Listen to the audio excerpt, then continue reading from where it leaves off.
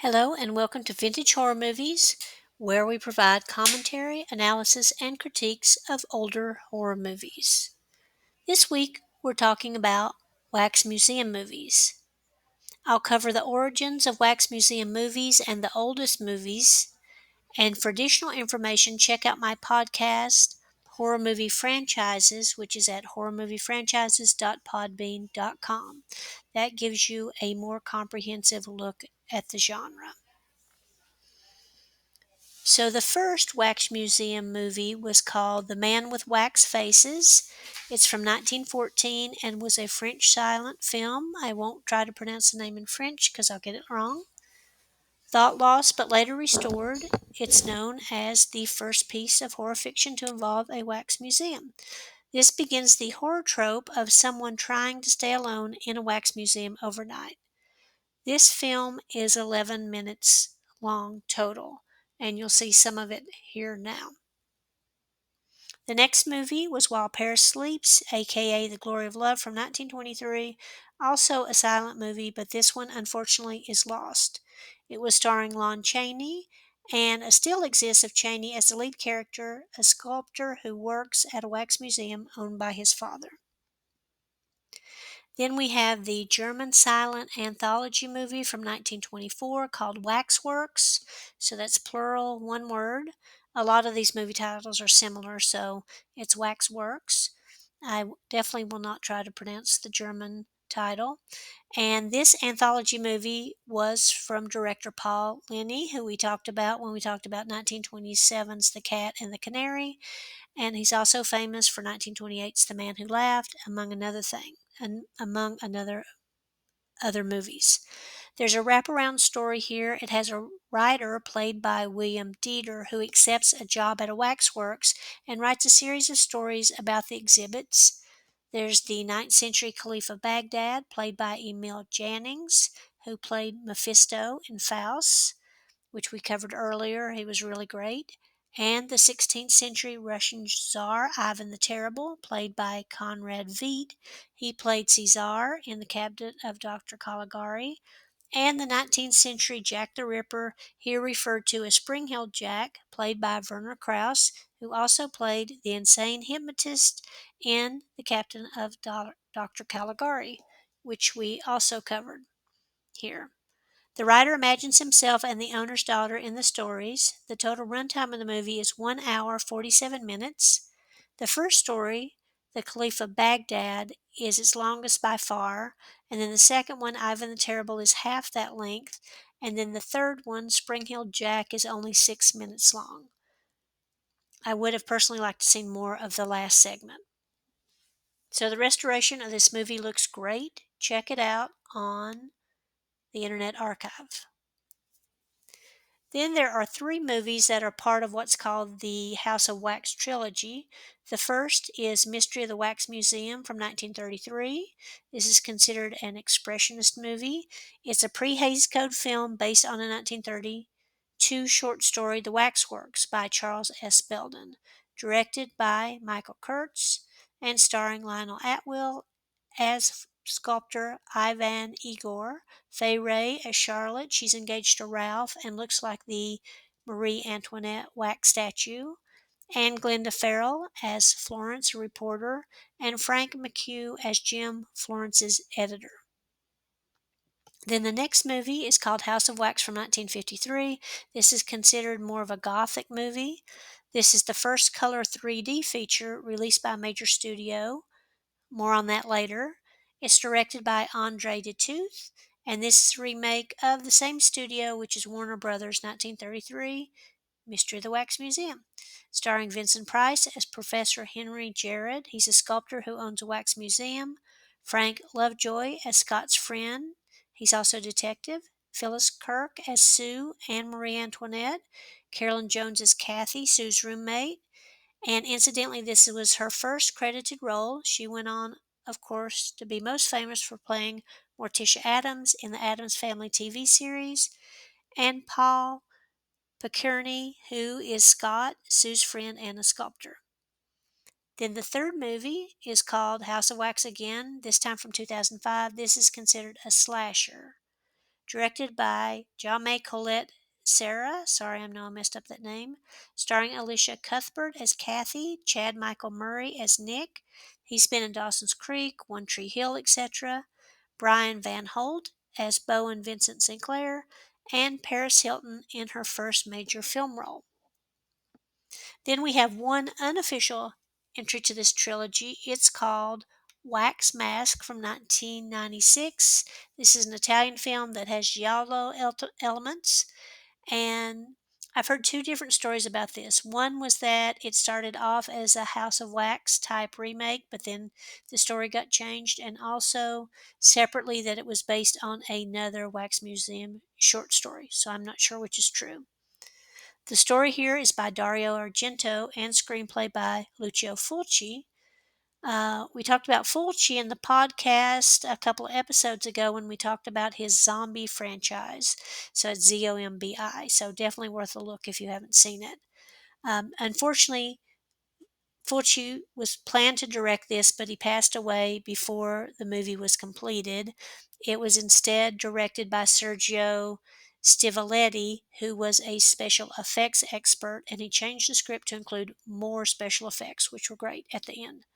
Cast includes Romina Modello as Sonia, Robert Hoyson as Boris, Ricardo Longhi as Andre, Umberto Belli as Alex, and Gabriella Giagelli as Aunt Francesca. So that's the basics of those, and then I wanted to go over the plots. So Waxworks from 1922, we actually already talked about the plot. It's three short stories with a wraparound story, so I won't go over that here. But I will go over the three movies that are part of the trilogy. So Mystery of the Wax Museum, I keep thinking of it as Mystery at the Wax Museum, but it's actually Mystery of the Wax Museum.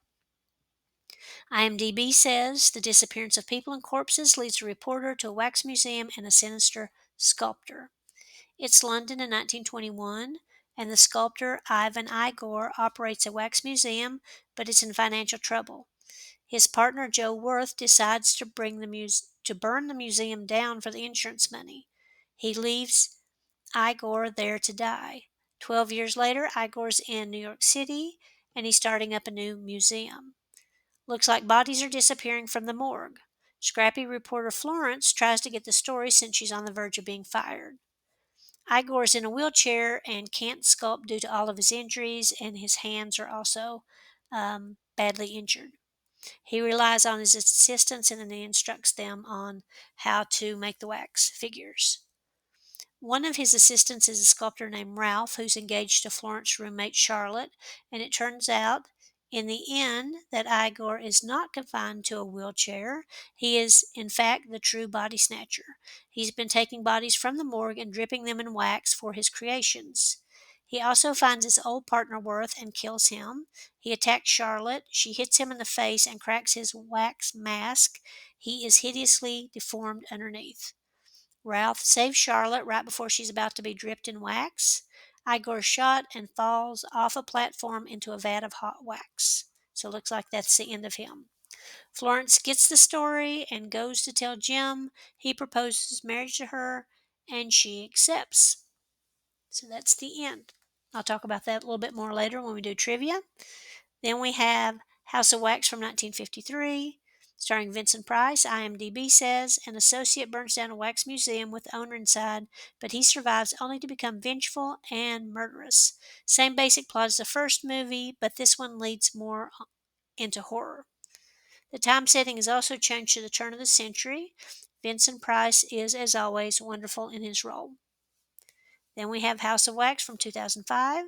IMDb says a group of teens are unwittingly stranded near a strange wax museum and soon fight to survive and keep from becoming the next exhibit.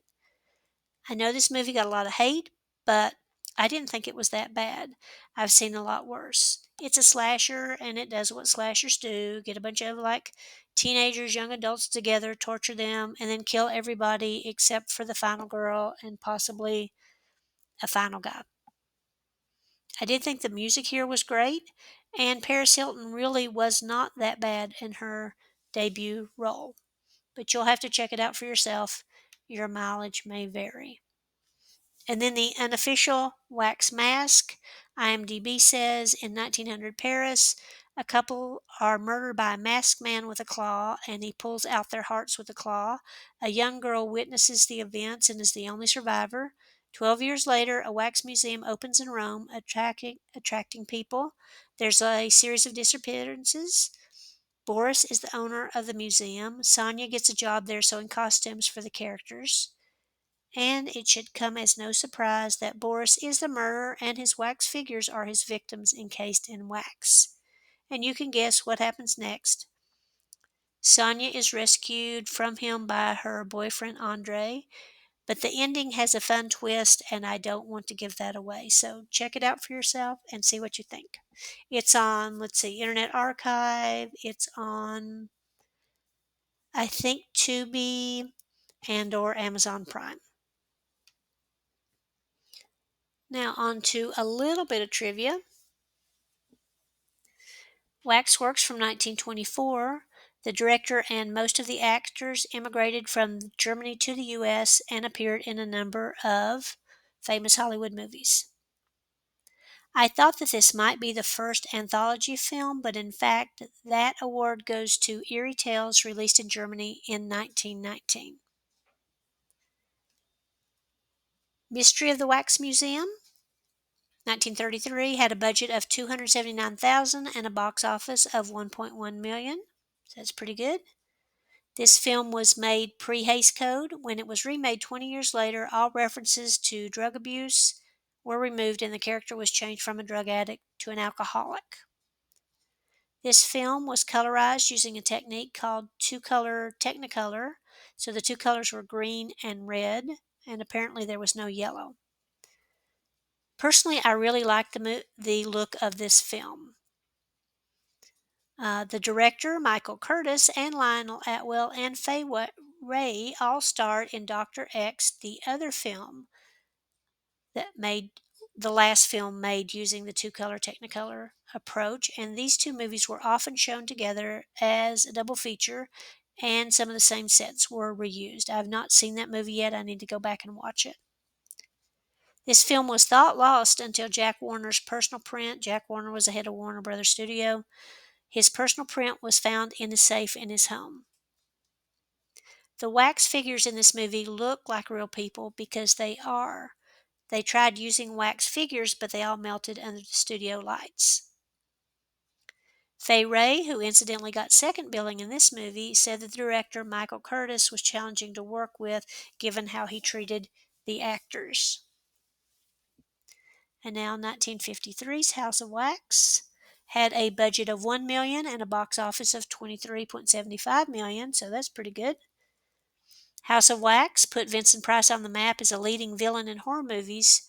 Before that, he had a long and varied career as a character actor. This and later movies cemented him as one of the best horror actors of all time, and I'll agree with that. I really like him in everything he does. In fact, I watched Last Man on Earth last night with him. 1953's House of Wax was shot in 3D. There's a long scene of a guy with a ball and a string and a paddle who breaks the fourth wall by talking to an audience member. Although this film was filmed in 3D, director Andre Dutoff couldn't see it because he was blind in one eye. Nedrick Young, who played the alcoholic assistant Leon, was uncredited because he had been blacklisted during the Joseph McCarthy Red Scare. After this became one of Warner Brothers' biggest hits, they tried to replicate it with a 3D The Phantom of the Rue Morgue, but that was a dud and the 3D craze died down for a little while. They also tried to create a House of Wax TV series. It was deemed too scary for TV audiences at the time. A few changes were made and it was released as the movie Chamber of Horrors from 1966. It was okay. It wasn't one of my favorites, but it did have an all-star cast, so they were fun to watch. Well-known actors included Patrick O'Neill, Cesar Auerbach, William Hyde White, and this film is noted for some of its William Castle-esque gimmicks. There was something called a fear flasher and a horror horn. These appeared in four places in the movie, and the fear flasher, of course, just flashed red, and the horror horn was a horror sound to supposedly warn you to look away because the movie was too scary. Well, it really wasn't that scary, but maybe in 1966 it was scary. There was also a cameo by Tony Curtis, and this, and along with the fear flasher and the horror horn, were supposedly done to increase the movie's length. Several female extras fainted for real in this movie during the guillotine scene, but it was probably because of the tight corsets they had to wear. The guillotine used in the Paul Picerni scene had a real blade. Paul initially refused to do the scene at the advice of stuntmen. Someone was supposed to hold the blade off screen and then only release it when his head was out of that little thing that holds your head in a guillotine. He and DeToth got in an argument and he was fired, but later rehired by studio head Jack Warner. They altered the guillotine to make it less dangerous, but he said he would only do one take of the scene, and that's what he did. And if you'll notice, the take looks a little weird. I thought like something was up with that, but they didn't go back and shoot it. So that's why I don't blame him. Who wants to be headed during a movie scene? And then lastly, The House of Wax from 2005, budget of $40 million, box office of $70.1 million. There was a $7 million lawsuit against special effects expert Jack David Fletcher and Wax Productions due to a fire on set that got out of control and burnt down part of the studio. Due to the fire, the set had to be demolished and is now an empty field. And you'll see at the end of the movie there's a big fire. I don't know what's real and what's not, and what was part of that. A prequel had been planned but was canceled due to low box office numbers. Paris Hilton won a Raspberry for Worst Supporting Actress, but the movie also won 3 Teen Choice Awards for Best Actor, Chad Michael Murray, Best Thriller, of course the movie, and Best Scream Queen, Paris Hilton. So that's it for the beginning of Wax Horror Movies. Like I said, check out a more complete list that goes up to modern times, or the most recent releases. Of course, here was The House of Wax from 2005, but there's a bunch of 60s and 70s movies in here in between that I didn't include. So check that out at horrormoviefranchises.podbean.com. Also, please rate, review, and subscribe us if you like what you're hearing. We need all the help we can get. And I'd be interested to hear what you think of these movies, so please let me know in the comments. There aren't that many wax museum movies currently being made, so I hope that someone will reinvigorate the subgenre. I hope it's not a thing of the past. I do kind of like these movies. The atmosphere is fun, especially if they're a gothic atmosphere, so it would be nice to see a modern take on some of these movies. Or a redo of like 1953's House of Wax, although no one can um, do the character better than Vincent Price. So until then, that's it for this time. Until next time, stay safe and hopefully don't find yourself in a wax museum.